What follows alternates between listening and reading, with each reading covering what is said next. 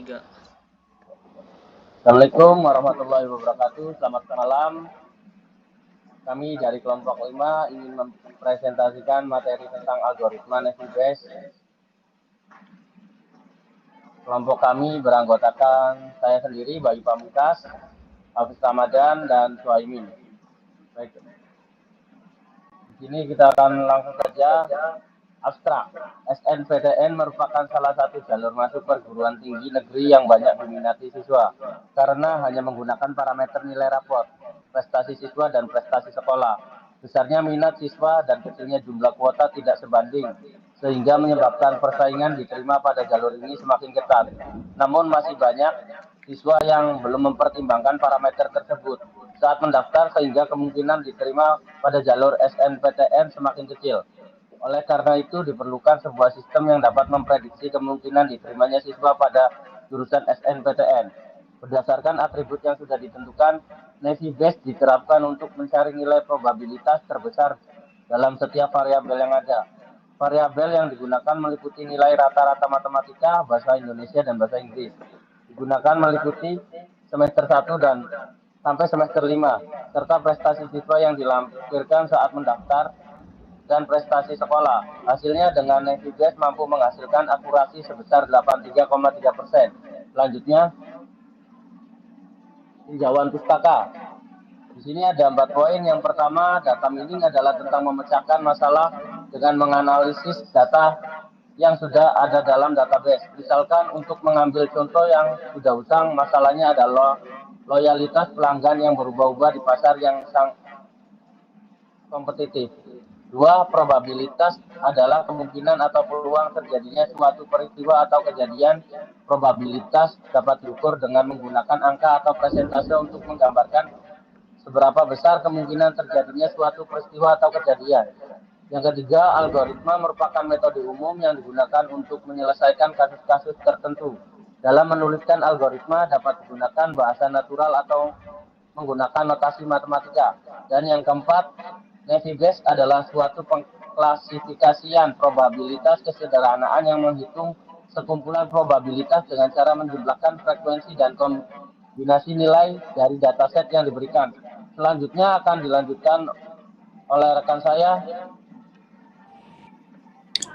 Metodologi algoritma Navier-Bayes.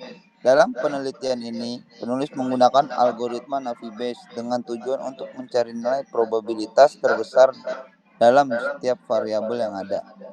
Pemahaman bisnis.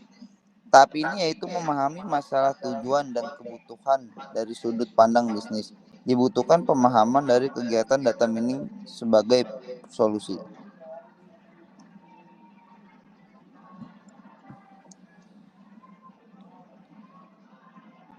Pada fase ini, langkah-langkah yang dilakukan meliputi pengumpulan data awal, deskripsi data, eksplorasi data, dan verifikasi kualitas data.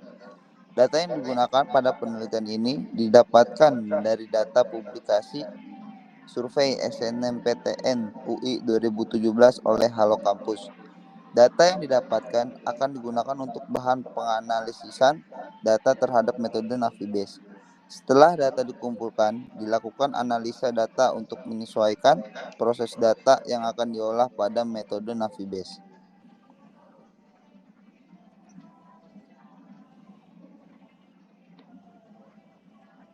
Pengumpulan data.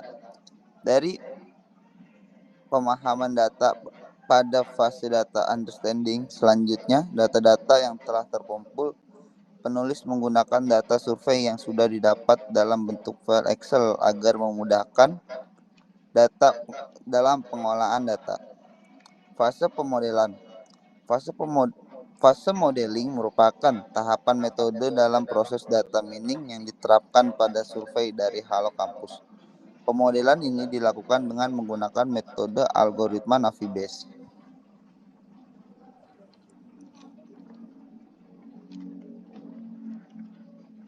Selanjutnya akan dilanjutkan oleh kawan saya. Pembahasan metode dan algoritma.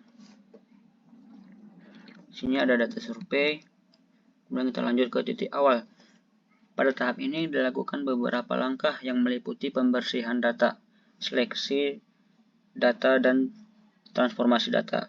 Penelitian ini menggunakan dua jenis data dari hasil pengumpulan, yaitu data pelatihan dan data uji.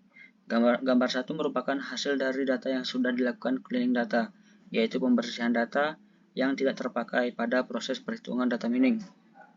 Gambar 2 merupakan data uji yang akan digunakan untuk menguji hasil dari pengolahan data latih dengan metode NaviBase.